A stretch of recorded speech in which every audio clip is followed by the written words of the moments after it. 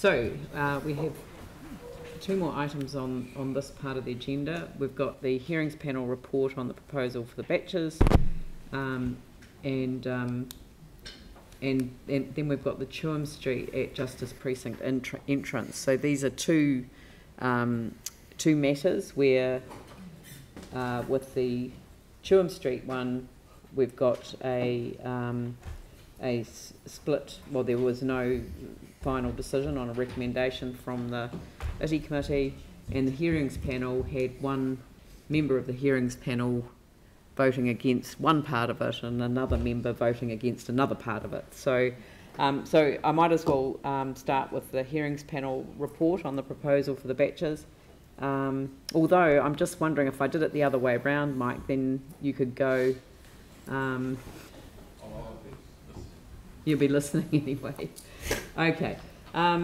So we'll start with the hearings panel report on the proposal, and if we've got staff could come down to the front, and I'll invite Sarah to introduce the hearings panel report. Thank you.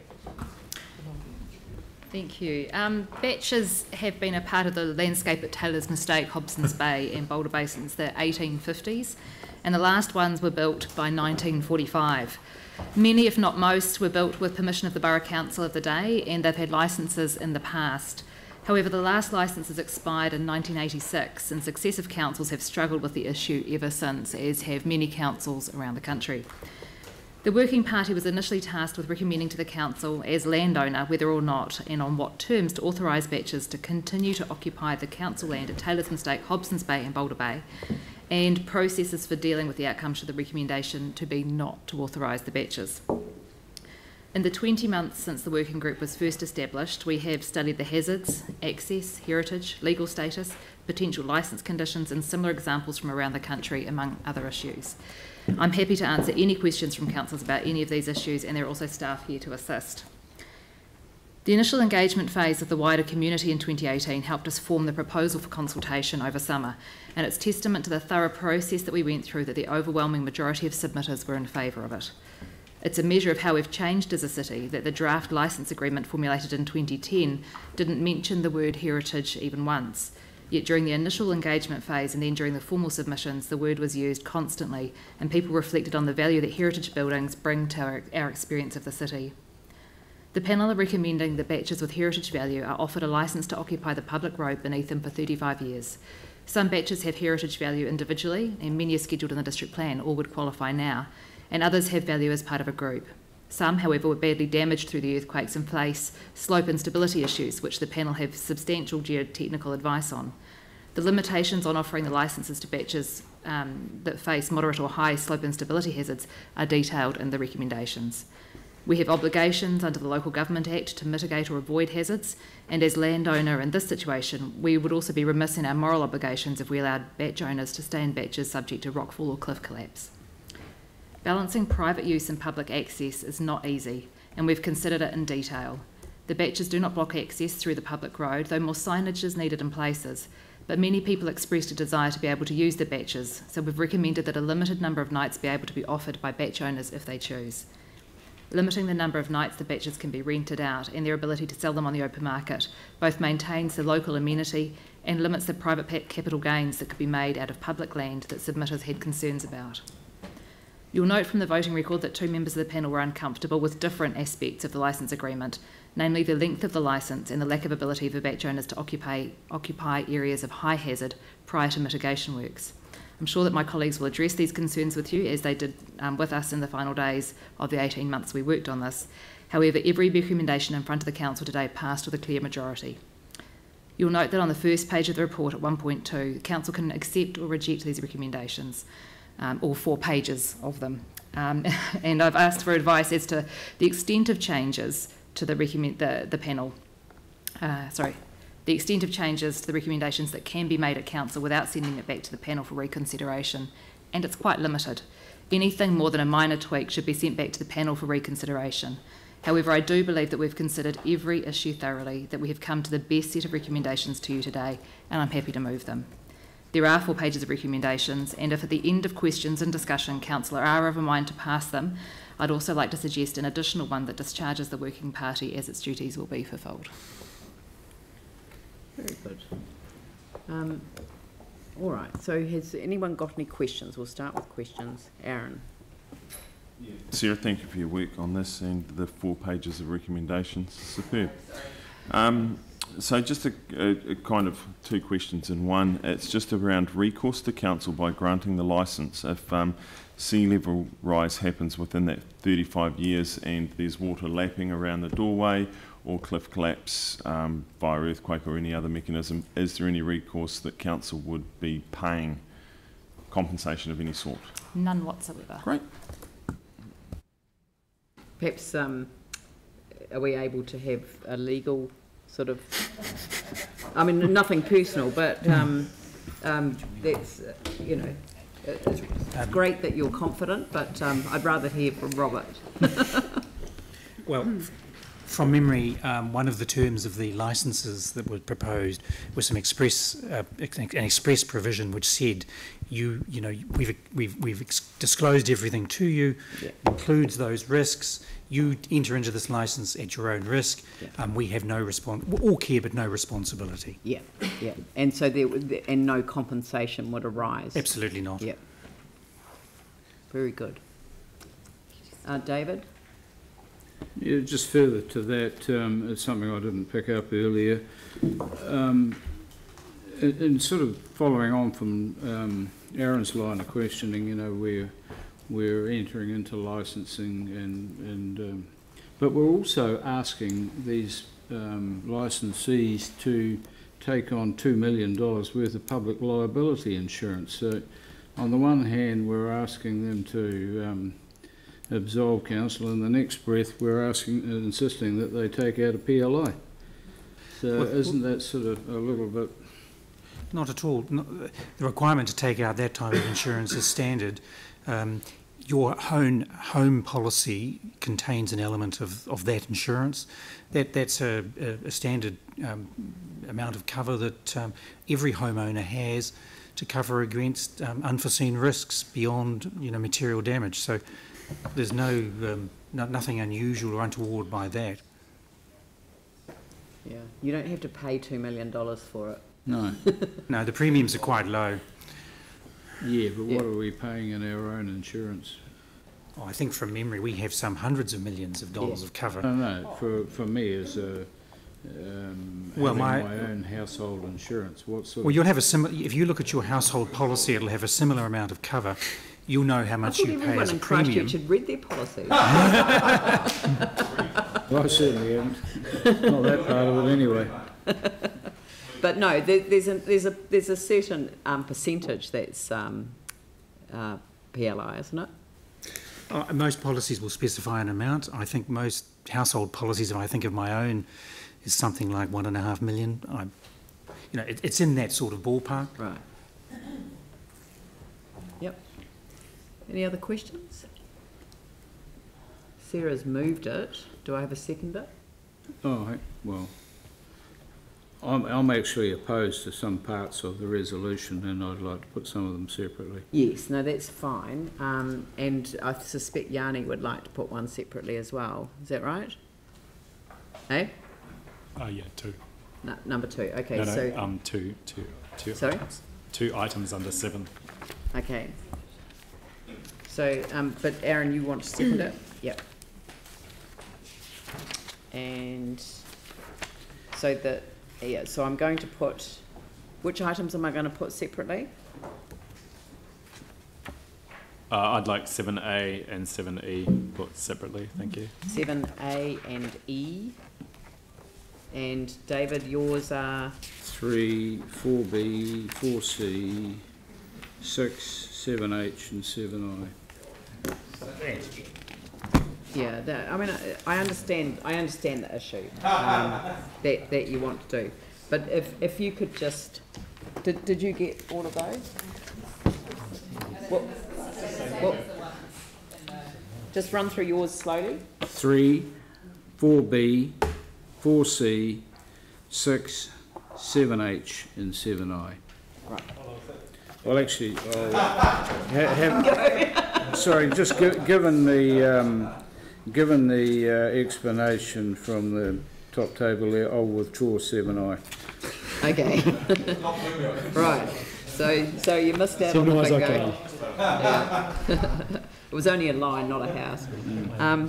All right. Well, look, I want to kick off the debate because I do want to pay tribute to Sarah Templeton. The council has struggled with this issue for many, many, many years. And I know that there are other members of the committee as well, and I acknowledge the hearings panel, and I acknowledge all of you as well, and the ones who worked on the working party prior to the current hearings panel as well. I think that when I read through this, I mean, I actually had a couple of questions that I sort of flicked through. I think Sarah should learn not to send me a text before 6 o'clock in the morning because I'm often awake and will answer straight away. So the questions that I asked and had answered actually led me to reread some of the history because the snapshot that the timeline is, you can't capture all of the history, and there have been failures of council to actually resolve this particular issue for a very, very long time. I also was sympathetic to Yanni's point of view around the extent of the time frame for the extent of the time frame for allowing access essentially to public land. But I think that the contribution that those families make to maintenance and the heritage values that come with that maintenance that are supported in those precious environments, I think it means it's worth it. So I'm very happy with the result, but I really want to honour Sarah and the team that finally brought it home and made a decision which gives people certainty. So congratulations. Would anyone else like to speak? David. Thank you. Look, during this hearing process, I've been very supportive of the recognition of heritage value of the Baches and the genuine desire of council, and by far and away the majority of the submitters, to licence the Baches at Taylor's Mistake. It's been going on for decades now, and I'm pleased that we're at a point of some resolve.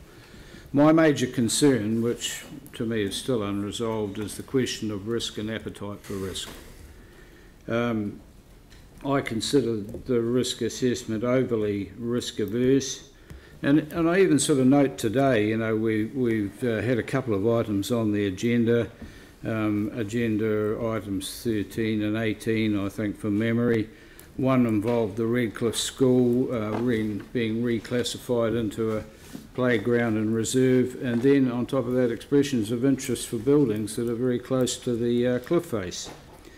Second one was around use of section 71, where the Port Hills slope stability overlays in specific locations where risk has been removed or recalculated as being lower than originally anticipated is a factor that we're looking at in the Port Hills. So I look at this issue and I wonder really in the long term whether we have been overly risk averse here, and in the future we're going to consider the risk somewhat less.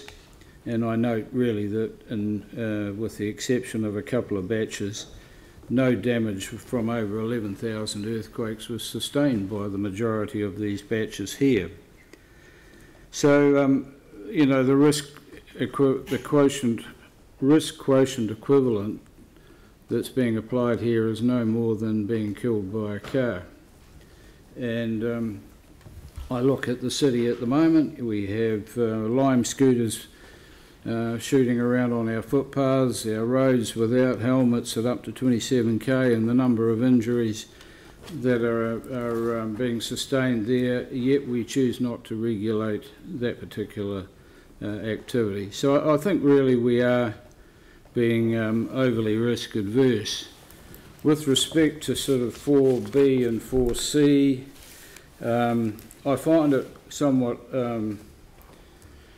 onerous that we are allowing some people access to their Baches, but we're not allowing them to occupy them while they're mitigating repairs. So that was an aspect that I didn't sit comfortably with. And lastly, I think the other one that I wanted to vote separately with was 7H, where we talk about damage, and if a batch is damaged beyond repair, that it's removed. I feel there's no provision in there if it was intentionally damaged and the owners are then forced to vacate the site. So I think, you know, in summary, I'd like to say that quick summary. Yeah, very quick summary, that I support the general thrust of where we've been going with the Baches. It's been an issue that's been ongoing for many years now, and I just have that personal concern about risk appetite and a couple of the conditions that I found a little onerous. Thank you. Thank you. Aaron? Just try and not outspeak Dave, but quickly just touch on the point of, firstly, yep, thank you, Sarah, for all the work you and the panel did and the staff around this. And of course, we have other Baches in our city, because our city is all a Banks Peninsula. There's the ones over around parts of Akaroa and things, Selwyn Huts.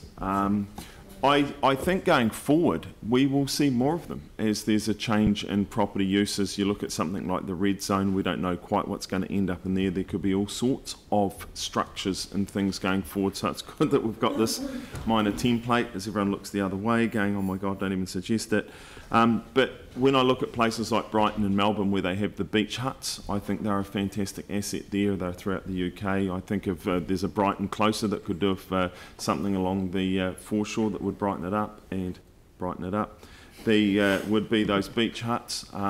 So that kind of thing. I look at the river canal boats they have in the UK. I think they'd be awesome in Christchurch. There's so many options we have going forward that this is a big step on such a small issue, or look at it the other way around, if you will, that it's great that we've got to this, because I think going forward we will look at many different ways of housing and forms of accommodation and stuff like that, and we should be a city that embraces it and encourages it, and tiny homes and all the other things that are coming.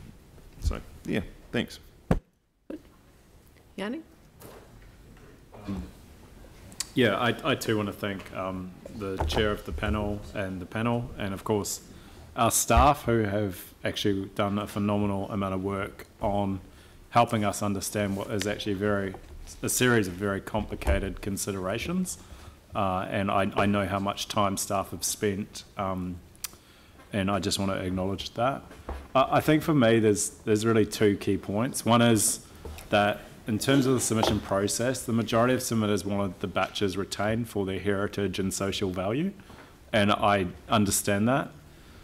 I think there was some concern around the private occupation of public space, and a number did comment on, wouldn't it be nice if the wider public could have access?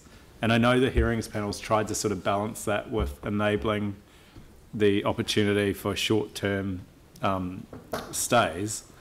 I guess where I got to and why I had a different view on the two that I've highlighted is actually I would have preferred to see a system where over time the Baches, because they're on public land, revert into public ownership, still kept and maintained, but actually gone back into some sort of public trust whereby the wider public could enjoy the benefits.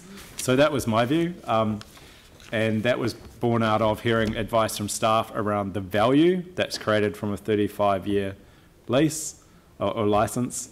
And secondly, the whole issue of transferability of property ownership rights, which was one where I personally felt we needed to do more work around. Even the family issue is quite complicated, and there's a number of different scenarios that could play out through that.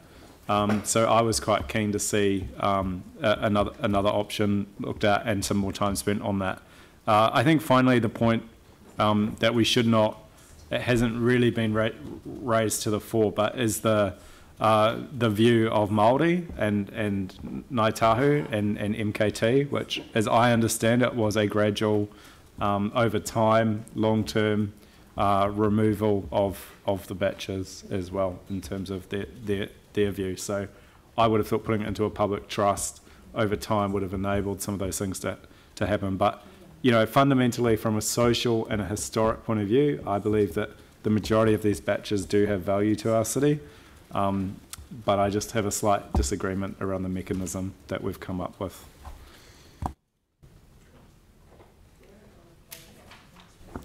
Thank you. And actually, the first thing I'd like to do, winding up, is like Yanni did, is acknowledge staff, the huge amount of work that has gone into this process. I know we had a short hiatus for a couple of months with the long-term plan, but there was an enormous amount of work from the technical, the heritage, the access, the legal, the whole gambit. And then everyone has been amazing in providing us with all the information that we needed.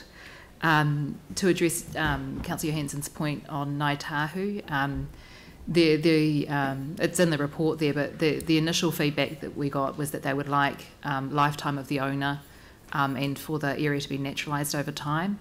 That was going to be really difficult. One of the Baches in particular had gone into the ownership of a 6-month-old baby, and others were owned by superannuitants. And so there was an issue of fairness there, and with the length of time, potentially we could offer licences. So several staff members and I met with MKT and talked them through the proposal, and they were comfortable with that. And it's also one of the reasons that the naturalisation of a time where if a building is damaged to the point where it's not habitable, that then it goes, and over time that will happen. And in fact, the biggest risk to these Baches, apart from the slope instability, is climate change and sea level rise, and that is something that the Batch owners will have to deal with themselves over time.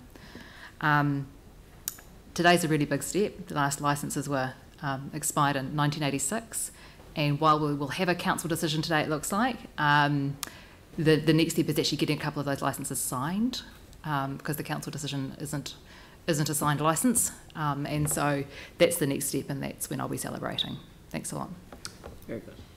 All right, so what I propose to do is to put the motion, and if I've read the room right, I will record Councillor Johansson's vote against resolutions 7A and 7E, and Councillor East's votes against resolutions 3, 4B, 4C, 6 and 7H. Is that right? All right. So I will put the motion. All those in favour say aye. Aye. Those opposed say no. That's carried. Well done. Thank you.